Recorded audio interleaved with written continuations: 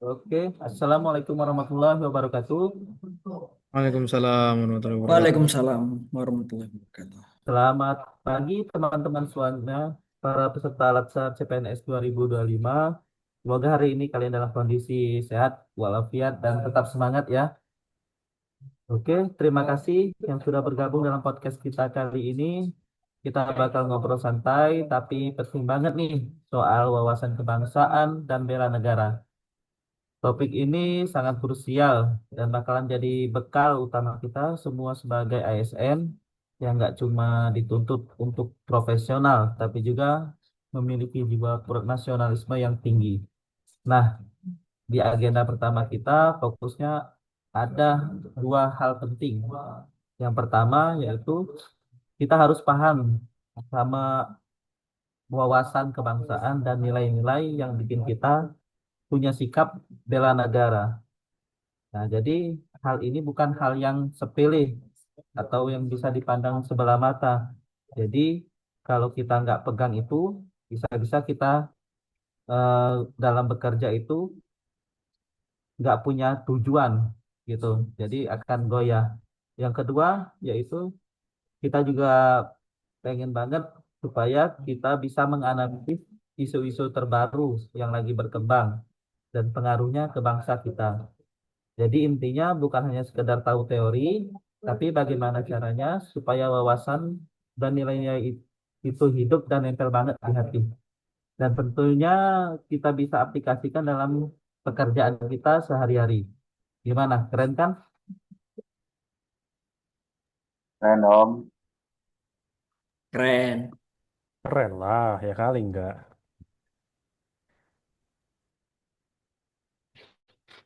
Oke, lanjut Pak Lukman. Gimana nih tanggapannya? Ya, jadi setuju ya sama Pak Riki gitu. Eh, Nilai-nilai kebangsaan tuh penting kita terapkan dalam kehidupan sehari-hari kita. Ibaratnya seperti sebuah baju ya, yang harus kita kenakan di setiap aktivitas kita gitu. Baju itu artinya ya itu kita bawa kemana-mana sebagai citra diri kita. Ya kalau kita pakai bajunya yang jelek, mohon maaf nggak dicuci atau kotor gitu kan, jadi orang melihatnya nggak enak gitu kan. Nah, itu nilai-nilai kebangsaan itu kita bawa seperti kita memakai baju ibaratnya itu. Baik kita saat ketemu masyarakat dalam dari hal ini dulu deh, dari hal ketemu teman-teman kerja sehari-hari.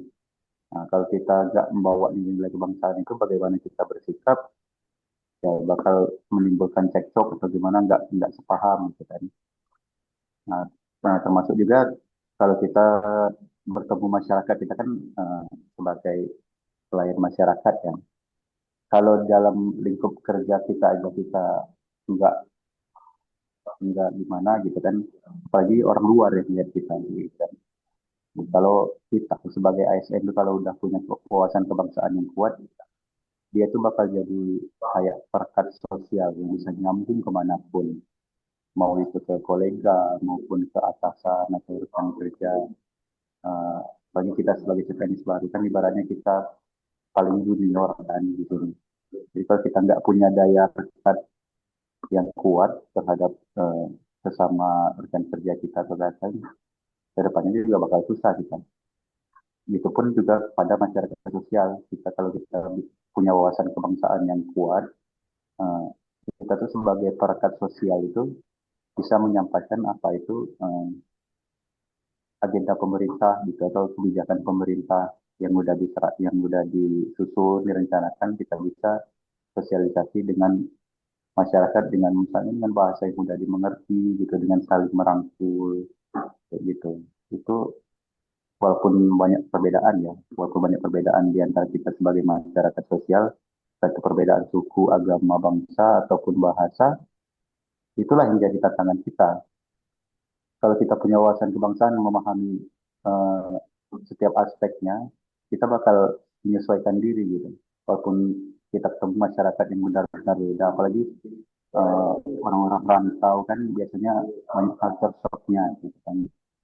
Nah, kalau udah eh, bisa mempunyai skill yang bisa merangkul masyarakat sosial, nantinya bakal gampang aja kita nyambung sama masyarakat itu sebagai ASN kita jadi cerminan. Kira-kira gitu Pak Riki. Oh ya, itu ya. Jadi eh, kalau menurut Mas Rafael nih, apa itu wawasan kebangsaan? Menurut perspektif dari Mas Rafael.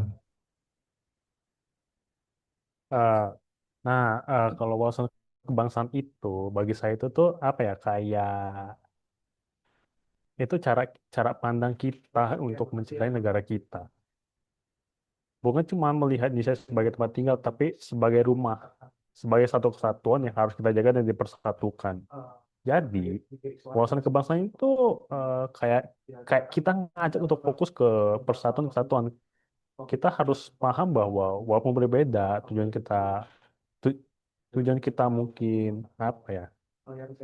Mungkin berbeda-beda gitu, tapi kita tetap sama gitu. Yaitu membangun Indonesia menjadi lebih baik. Nah, buat ASN, wawasan ini harus diinternalisasi supaya semua keputusan dan tindakan kita benar-benar mewakili kepentingan bangsa. Kalau enggak, nanti bisa salah langkah. Kerja cuma buat diri sendiri atau golongan, malah bikin konflik. Jadi, wawasan kebangsaan itu kayak fondasi supaya kita nggak gampang goyah. Gitu. Oke, tentunya dalam pemahaman wawasan kebangsaan itu mesti dikuatkan dengan adanya konsensus dasar yang kita kenal ada empat. Mungkin pandangan dari Mas Kahfi ya, gimana itu Mas tentang empat konsensus dasar bangsa? Ya, ini ini yang barusan kita pelajarin pada hari ini ya. Itu soal empat konsensus dasar negara. Nah, ini itu untuk menguatkan wawasan kebangsaan kita. Nah, makanya kita itu wajib banget sebenarnya ya untuk mengingat empat konsensus dasar ini. Dan kita terus memegang teguh empat konsensus dasar ini. Nah, itu yang pertama itu pastinya Pancasila. Ya, Pancasila kan sebagai dasar dasar negara sekaligus ideologi.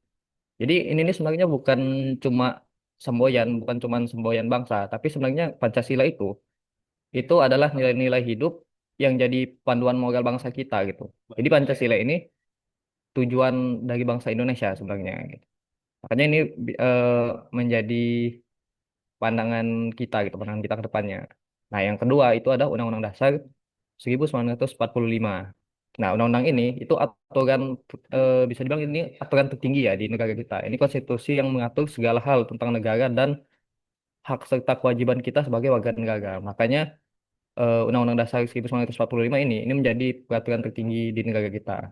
Nah, lalu yang ketiga itu ada NKRI atau di kepanjangannya yaitu Negara Kesatuan Republik Indonesia. Nah, seperti yang tertulis itu sudah negara kesatuan. Jadi artinya ini nih mengingatkan bahwa negara kita ini satu kesatuan yang tidak bisa dipisah-pisahkan. Itu ya dari Sabang sampai Merauke. Dan ini kesatuan yang dimaksud ini itu nggak cuma sebatas dari ini aja, apa namanya ini, dari kepulauan kita yang banyak gitu, tapi juga suku-suku kita kan ada banyak beragam ya gitu ya, ada suku-suku, agama dan sebagainya. Nah, itu eh, harus menjadi satu kesatuan gitu. Nah, itu ada sangkut pautnya sama yang keempat. Yang keempat yaitu Bhinneka Tunggal Ika. Ini semboyan kita tuh yang berarti walaupun berbeda-beda tetapi kita tetap, tetap satu. Nah, seperti yang saya bilang sebelumnya tadi tuh, kan negara kita ini ada keberagaman budaya, bahasa, suku, agama, itu kan ada banyak banget kan suku di Indonesia ini. Nah, itu jadi kekuatan yang harus kita jaga, bukan dijadikan pemecah belah. Makanya kita harus eh, memegang teguh kesatuan tadi. Nah, kalau kita pegang empat konsensus dasar ini, tuh insya Allah kita tuh bisa memperkuat persatuan bangsa ini gitu. Ya, sekian dari saya. Ya, oke, terima kasih Mas Kahfi atas pandangannya mengenai empat konsensus dasar bangsa. Mungkin ada tambahan dari Mas Bintang. Ya nih, saya mau tambahin nih. Yang kadang orang ngira itu tuh bela negara itu harus pakai seragam militer. Padahal sebenarnya bela negara itu tanggung jawab kita, semua warga negara, termasuk ASN. Untuk bela negara buat kita itu simple sebenarnya, tapi bisa berdampak besar. Misalnya, kerja dengan penuh tanggung jawab dan dedikasi tanpa setengah-setengah. Kemudian mencegah integritas, jujur, dan anti korupsi. Karena korupsi itu ya kita tahu musuh negara. Kemudian ada menjadi contoh teladan dalam disiplin dan profesionalisme. Kemudian ada selalu siap menghadapi perubahan dan tantangan zaman. Apalagi di kondisi dunia berubah cepat banget. Dengan cara itulah menurut saya kita tuh sebenarnya sudah ikut menjaga negara dari ancaman-ancaman yang mungkin ya tidak kelihatan secara fisik tapi ternyata berbahaya. Mungkin dari saya begitu aja sih, Mas. Oke, makin menarik sekali pembahasan kita pada pagi hari ini. Mungkin eh, sudah bergabung ini Sri Kandi kita, perempuan satu-satunya Ibu Nani nih. Mungkin ingin memberikan tambahan atau tanggapan mengenai yang sudah kita bahas. Silakan, Mbak Nani. Baik, terima kasih Mas atas kesempatannya. Nah, sekarang kita bakal masuk ke bahasan yang gak kalah penting juga, yaitu tentang isu-isu kontemporer yang lagi rame ada di sekitar kita dan terlihat jelas pengaruhnya buat bangsa kita. Misalnya nih, ada pertama itu teknologi, sekarang tuh teknologi makin maju. Semua serba digital dan itu mempengaruhi cara kita kerja, belajar, dan berinteraksi. Jadi sebagai ASN, kita harus adaptif dan melek teknologi supaya pelayanan tetap cepat, tepat, dan aman. Isu selanjutnya yaitu ancaman perpecahan sosial, terutama karena adanya perbedaan politik, suku, atau agama, juga nggak bisa dianggap enteng ya. Jadi ASN itu harus berdiri netral, jadi penjaga persatuan, dan selalu mengedepankan keharmonisan. Isu selanjutnya ada bencana alam dan perubahan iklim. Sekarang tuh makin sering terjadi. Kita itu dituntut untuk sigap, punya strategi mitigasi dan meminimalkan dampaknya pada masyarakat. Untuk isu terakhir misalnya ada krisis pangan, energi, dan kesehatan yang bikin kondisi global semakin menantang. Nah, hal ini juga bikin tantangan makin kompleks. Jadi intinya kita sebagai ASN bukan cuma penonton, kita harus jadi bagian dari solusi, bekerja aktif supaya Indonesia tetap kuat, tangguh, dan maju. Mungkin sekian dari saya. Bisa dilanjutkan. Terima kasih. Oke, terima kasih Mbak Nani. Sangat bagus sekali tanggapan dari Mbak Nani. Untuk narasumber terakhir nih selanjutnya sekaligus penutup ya. Kita serahkan pada Mas Hamid nih. Bagaimana Mas Hamid tanggapannya mengenai pembahasan kita pada pagi hari ini sekaligus eh, kesimpulannya dari Mas Hamid. Silakan Mas Hamid. Siap. Terima kasih sebelumnya Pak Riki dan rekan-rekan sekalian. Bagus semua penyampaiannya. Sudah saya dengar juga satu persatu teman-teman sudah menyampaikan terkait dengan poin-poin apa saja yang sudah kita sama-sama pelajari ya selama beberapa hari kita mengikuti Latsar ini. Mungkin saya coba pertegas gitu ya, kembali mengulang dan mempertegas terkait dengan apa yang sudah kita dapatkan ketika mengikuti Latsar CPNS 2025 untuk Kementerian PUPR ini. Baik teman-teman, kita harus mengingat kembali bahwa penting dan sangat penting sekali yang namanya wawasan kebangsaan dan bela negara, terutama untuk kita sebagai aparatur sipil negara. Karena ini akan menjadi landasan moral kita, kemudian untuk bisa mengerjakan tugas-tugas eh, dan tanggung jawab kita ke depannya gitu. Dan karena ini bukan sekedar pekerjaan yang profesional saja, namun ada beban moral di belakang aparatur sipil negara ini. Jadi bukan cuma sekedar pelajaran selesai setelah latsar, namun yang paling penting itu adalah modal utama ketika menjalani pekerjaan kita dan pengabdian kita di instansi-instansi di mana kita ditempatkan gitu. Nah, cinta tanah air dan komitmen pada bangsa juga harus jadi landasan dalam setiap langkah kita. Kemudian yang tertuang dalam 4 konsensus dasar bernegara, ya mulai dari Pancasila, Undang-Undang Dasar Negara 1945, ya Bhinneka Tunggal Ika, itu semua yang harus kita praktekkan sampai pada butir-butirnya. Kita kembali mengulang bahwasanya untuk tujuan bernegara ini, ya tertuang di dalam alinea keempat Undang-Undang Dasar 1945. Jadi tujuan Bapak-bapak, Ibu-ibu sekalian hari ini kita kumpul ya, kita ngadain podcast ini.